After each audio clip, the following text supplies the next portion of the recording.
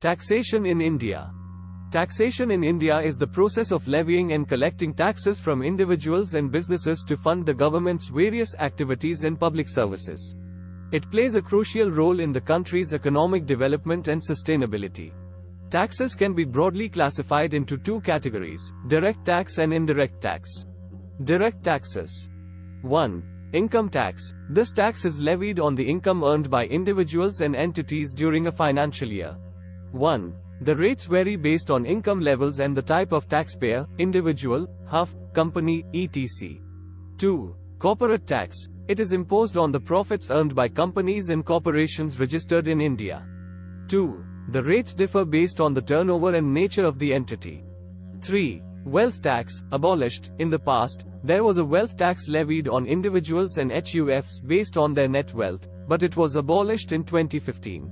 4. Capital gains tax. This tax is applicable on the profits earned from the sale of assets like real estate, stocks, mutual funds, etc. Indirect taxes. 1. Goods and Services Tax, GST, introduced in July 2017. GST is a comprehensive indirect tax levied on the supply of goods and services at each stage of the supply chain. 1. It replaced a myriad of indirect taxes like excise duty, service tax, and VAT. 2. Customs duty. This tax is applied to goods imported into the country and is governed by the Customs Act. 3. Excise duty, levied on the production of goods within the country. 4. Service tax. It was applicable to certain services before GST replaced it. Tax reforms in India. Over the years, the Indian government has undertaken various tax reforms to simplify the tax structure, enhance compliance, and improve revenue collection. One of the significant reforms was the introduction of Goods and Services Tax, GST, which replaced multiple indirect taxes, leading to a more streamlined and efficient taxation system. Concepts related to taxation. 1. Tax incidence. Tax incidence refers to the final burden of a tax, indicating who bears the economic impact of the tax. 1. It can be divided into the legal incidence, the entity responsible for paying the tax to the government, and the economic incidence, the entity that ultimately bears the tax burden. 2. Tax evasion. Tax evasion occurs when individuals or businesses intentionally underreport their income or hide assets to reduce their tax liability illegally. 2. This is different from tax avoidance, which involves using legal means to minimize tax liability. 3. Laffer Curve. The Laffer Curve is a theoretical concept that illustrates the relationship between tax rates and tax revenue.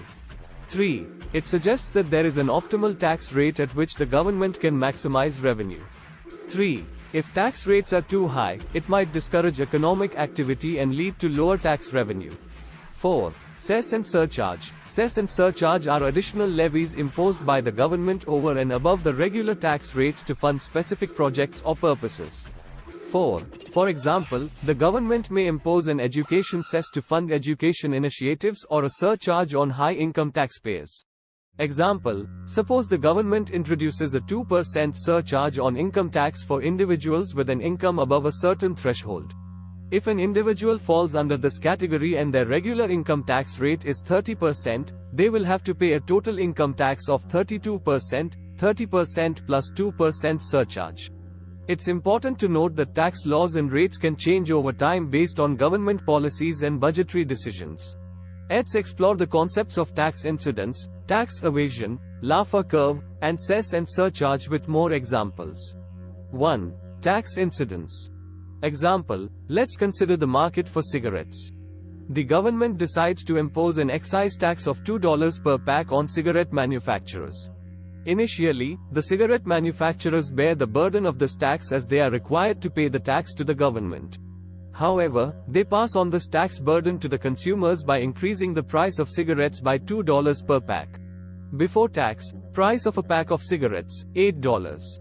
After tax, tax incidence, price of a pack of cigarettes, $10, $8, original price, plus $2, excise tax. In this example, even though the cigarette manufacturers are legally responsible for paying the tax, the economic burden of the tax falls on the consumers in the form of higher prices. 1. Tax evasion. Example: Mr. A is a self-employed consultant who earns income through various projects. Instead of reporting his full income honestly, he decides to underreport his earnings in his income tax return to reduce his tax liability.